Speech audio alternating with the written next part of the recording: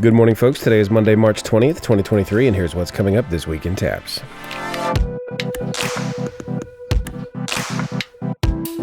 In today's episode, solo and small ensemble music starts this week. We've got an update on the Henderson Cup standings, plus interviews with our Lacrosse Showcase participants from last year. That's coming up this week, and more. Let's get started.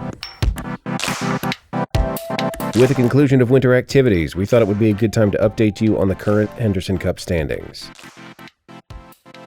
Each year, we recognize an overall champion school in each classification with a presentation of the Henderson Cup. Member schools earn points throughout the year in TAPPS championship events in girls and boys athletics and in fine arts. Named for Johnny and Evelyn Henderson for their work laying the foundations of the TAPPS organization, the Henderson Cup is presented to the school earning the most points in their classification and is presented at our summer convention in June. With only spring championships remaining, here are the top contenders in each classification. In 1A, Christian Heritage Classical School and Prestonwood Christian Academy North are tied for first place with 24 points each, followed closely by Texoma Christian School and Cornerstone Christian, each with 23 points. Victory Baptist is next up with 21 points. In 2A, Allen Academy of Bryan is up front with a comfortable lead of 33 points. All Saints Episcopal of Lubbock is next in line with 28 points. Providence Classical High School of Spring is currently in third place with 24 points. In 3A, it's St. Michael's Catholic Academy in the lead with 40 points, followed by Lubbock Christian School with 36, and St. Thomas High School in Houston with 32 points. In 4A, Austin's Veritas Academy holds the lead with 44 points, followed closely by Brentwood Christian School, also of Austin, with 42 points. Logos Prep of Sugarland rounds out the top three with 40 points. In 5A, Liberty Christian School has a commanding lead of 58 points, followed by TMI Episcopal School of San Antonio with 50 points, and San Antonio Christian School with 43 points. In 6A, Antonian College Prep of San Antonio is up front with 64 points, followed by Bishop Lynch High School of Dallas with 58 points, and Prestonwood Christian Academy of Plano with 56 points. Find out who comes out on top at our summer convention. Join us at TAPPSCon June 7th, 8th, and 9th at the base at Extraco Events Center in Waco.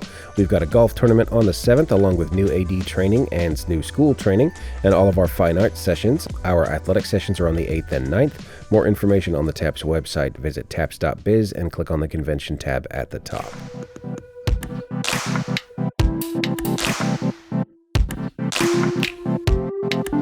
In Fine Arts this week, today is the first day of our solo and small ensemble music competition. Our staff is in Houston today, and we'll have competitions tomorrow in Lubbock, San Antonio on Wednesday, Austin on Thursday, and DFW on Friday. More information on the TAPPS website. You'll be hearing from our spring music competition soon. We've got a full episode of TAPPS Talk with pieces from last year's large and medium ensemble competitions, along with interviews from directors.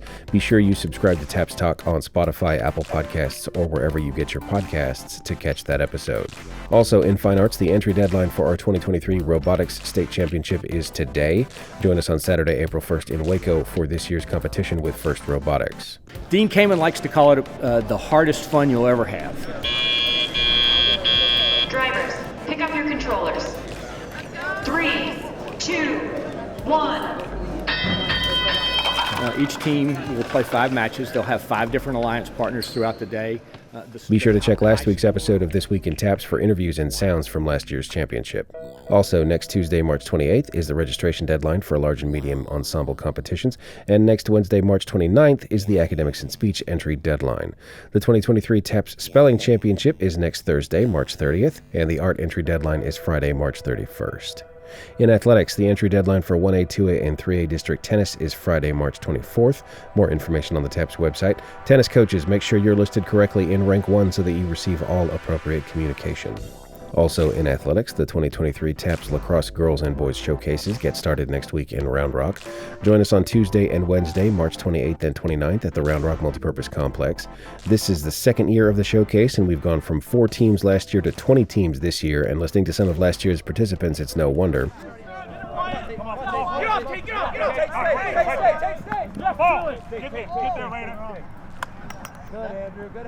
So that's what we're going to do to close out this week's episode. You're about to hear from coaches, ADs, parents, and players at last year's TAPPS Lacrosse Showcase about their experiences with the sport, starting programs at their schools, and taking part in the first ever showcase for the sport in TAPPS.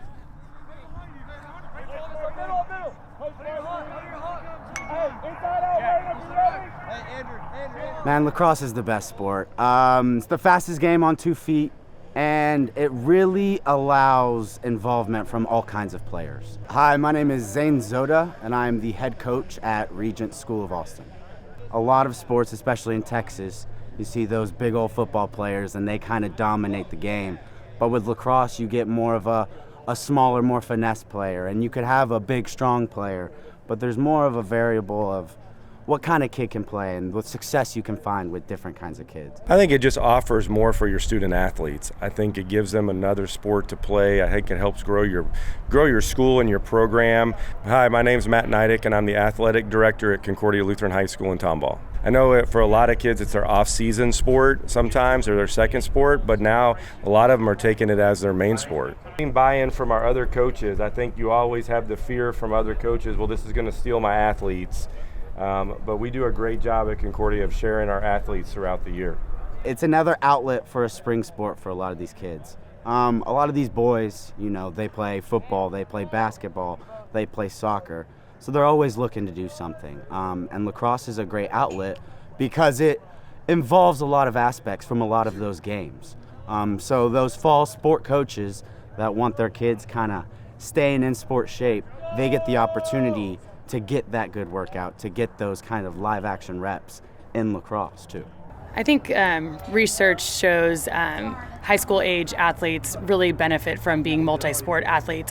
Hi, I'm Allie Tennyson, and I'm the Director of Athletics at Bishop Lynch High School. I think the timing of the season of lacrosse falling kind of in the later spring makes it a very viable option to be another sport for our fall and winter student athletes to have. We're seeing it at our school, especially on the female side. Once our female athletes wrap up their fall and winter seasons, it's a very easy transition into lacrosse, and we're really working on that on the boys' side as well. And so I think it's a perfect sport that translates easily to a lot of our other sports that can just really round out the total student athlete that we're looking for at Bishop Lynch. We have probably the majority of them are football guys, some that are basketball, and we have a good handful now that are just lacrosse only. I think it's been a great way to bring exposure for our school and maybe bring in some athletes, student athletes that weren't going to come originally. For lacrosse, they are, on the girls' side, they are all multi-sport athletes with the exception of, I would say, probably a handful of them on the girls' side, and those girls will all end up playing college lacrosse this year. We have a girl going to play at Dickinson College, and she is one of the most talented student athletes we have on our campus, and I think in the next couple of years, we'll have more girls go play as well, and our plan is to kind of reciprocate that on the boys' side as well. Most of the boys play multiple sports. One of our seniors, he's standing up right there, number one, he's likely going to go play lacrosse at Hendrix College too. So I think it took a little bit of time. I think it was kind of like, what is that? It wasn't something at our school that was really well known. However, our coaches have done a fantastic job over the last 3 years bringing notoriety and trying to generate exposure within our own student body. Everyone kind of sees it as the youngest sport on campus, and obviously the age of our student athletes in the program reflects that too, but there's also a lot of excitement around it, and that's due to our head coach, Jason Feltz. And he came in January of 2020 and just worked the hallways hard. And really the team that he has out there now is a result of kind of how he recruited the hallways and got all those boys in. And he's exceptional. We went from about 20 kids last year to 35 this year. She's doing a great job. Man, how much time do I have? I truly think lacrosse is the best sport in the world. Hi, my name is Jason Feltz, and I'm the head men's lacrosse coach at Bishop Lynch High School in Dallas, Texas. I got into the game late. I actually grew up down here in Austin and didn't really have the option to play it until kind of late middle school, high school. The second I picked up a stick, really fell in love with it. It's, the running of soccer, the movement of basketball, the physicality of football. It's really everything you can want out of a sport. And I think everyone kind of feels the momentum and energy around it. And since he's been here now just about 2 years, he's been able to be a part of all of our admissions events. People are seeing Bishop Lynch Friars associated with lacrosse on the boys' side. So he started, I think, starting to really grow it, and it's not just a program that is an afterthought. It's actually an established program. So lacrosse has really kind of had this coming of age in the last maybe 12, 15 years or so, where kids are getting sticks in their hands early. There's kindergarten teams, and first graders are starting to get into the game, which is awesome to see. I think it's just we're kind of moving away from kids grow up either wanting to be a basketball player or a football player. I think now there's so much more of, they can run track, they can play lacrosse, they can do just so many other, there's just so much more opportunity.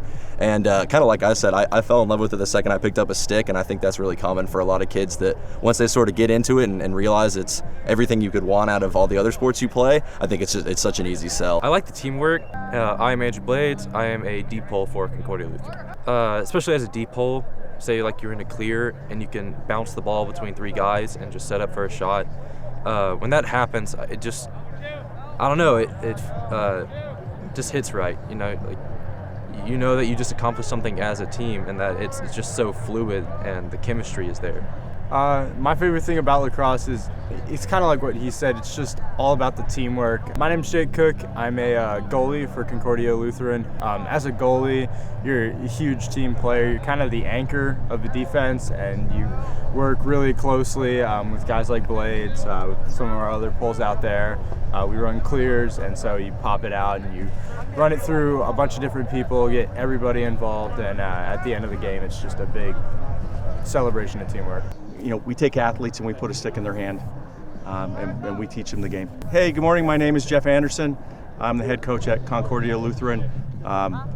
Most of my team had never seen a game before they played in a game, kind of thing. So we've got a lot of dual sport guys on our team. So we've got football guys, we've got soccer and basketball guys, we've got hockey guys.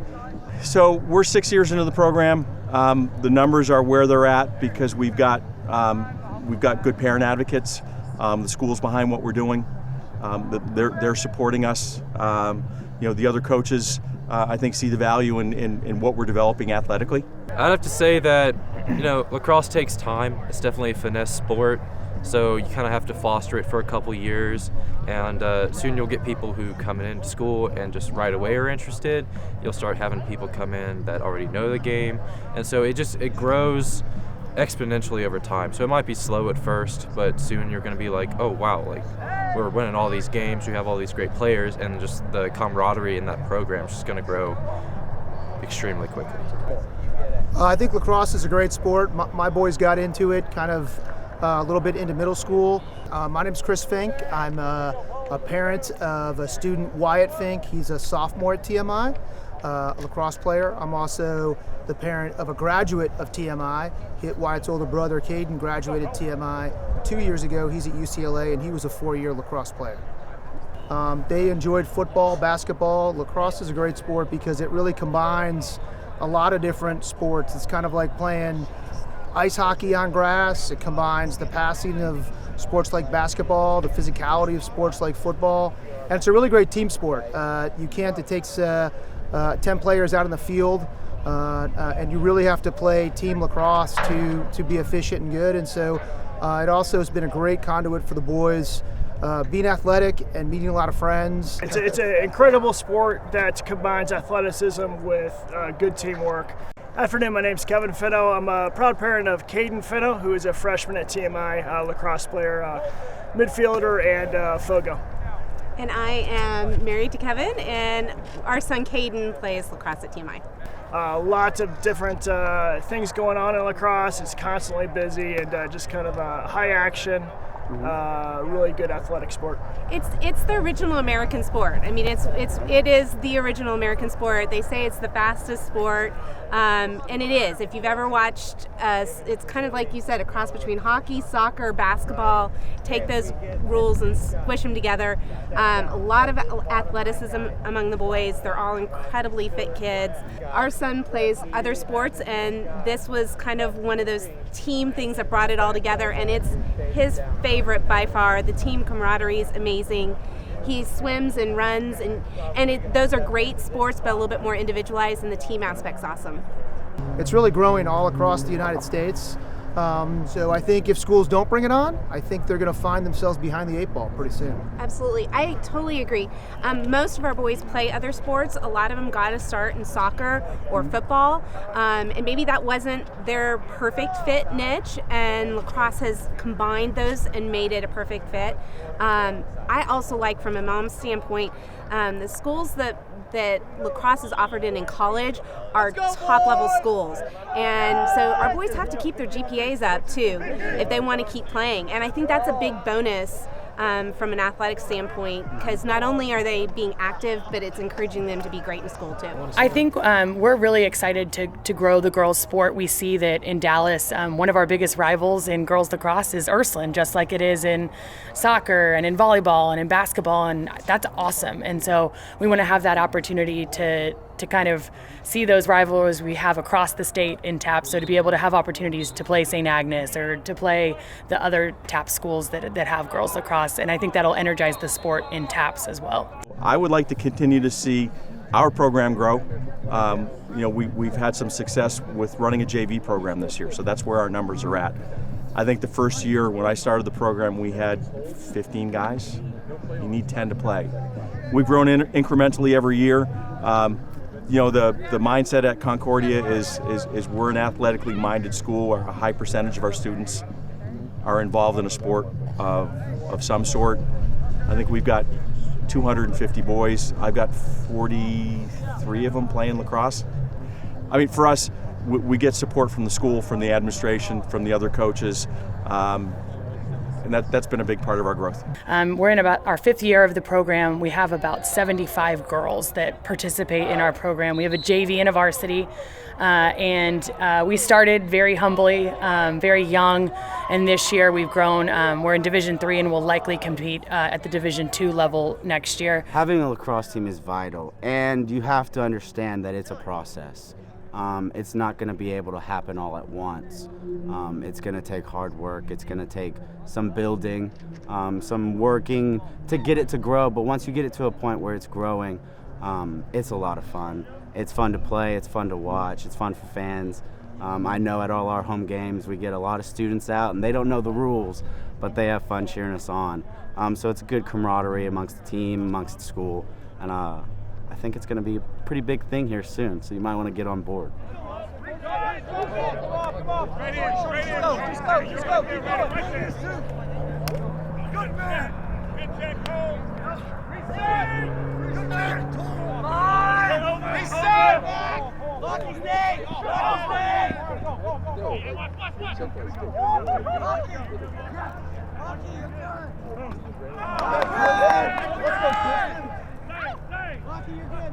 That's it for This Week in TAPPS. We'll be back next week with more from our schools across the state. This Week in TAPPS is a production of the Texas Association of Private and Parochial Schools. It is produced and hosted by me, John Skees, the Director of Media for TAPPS. Brian Bunselmeyer is our Executive Director. Robert Huckabee is our Associate Director and Director of Compliance. Steve Prudhomme is our Associate Director. Steve Huhulan is our Athletic Director. Rhonda Smith is our Director of Fine Arts. Liz Cornett is our General Manager of Corporate Partnerships. Kelly Bay, Delaney Bunselmeyer, Will Dixon, and Vicki Morgan help keep everything running smoothly in the TAPPS office, from transfer paperwork to event logistics to live broadcasts. Music in this episode by DevKid.